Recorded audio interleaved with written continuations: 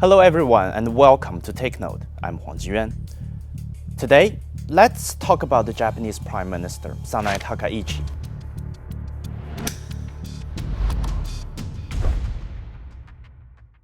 Now, I've seen many reports about Takaichi.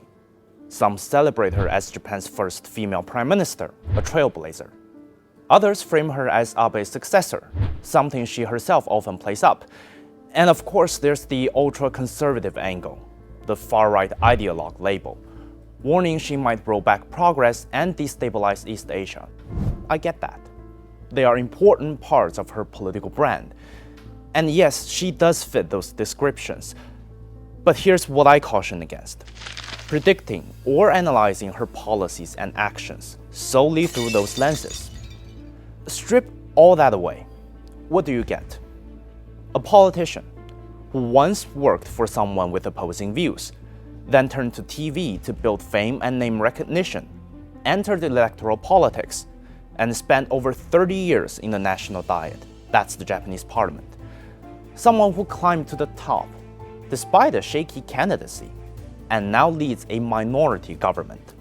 So beyond all the fanfare and headlines, what we really see is a seasoned political operator with a weak domestic power base.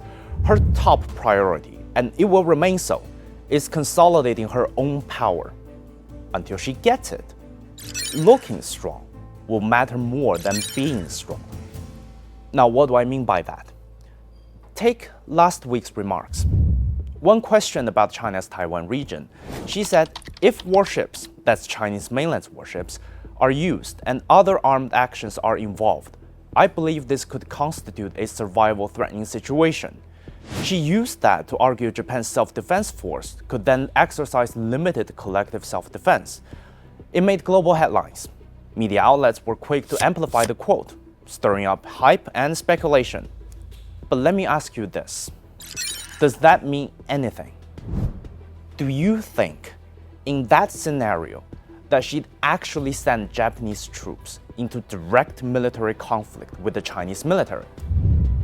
Let's not forget, this is China in 2025, not China in 1931. A seasoned politician like Takaichi won't take that risk. When she made those earlier remarks, she was speaking to her parliament, her domestic audience. Prices in Japan are soaring, society is on edge, and her own coalition and her own party are divided on how to proceed. As weak as her standing already is in the diet, she can't afford to show more cracks for her opponents to exploit. So projecting strength is the only strength she has. But oh boy, she picked the wrong bear to poke at. Chinese Foreign Ministry spokesperson Lin Jian said in a press conference that her remarks were gravely inconsistent with the political commitments made by the Japanese government and egregious in nature and impact. In plain terms, that was being two-faced and toxic. This is a red line issue, not something she can simply toy with and expect leniency. She is punching way above her weight. But this is what politicians like her do when they are weak or losing control. Whether that's cozying up to Donald Trump, getting intimate with other leaders at summits, or playing up her admiration for Margaret Thatcher and heavy metal, all of that serves one purpose: to look powerful and in control.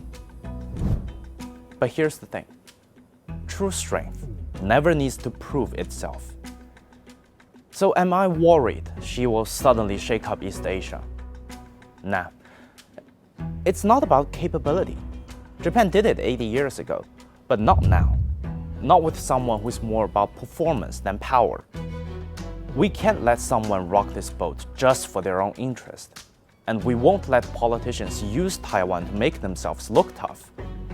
No provocation tolerated.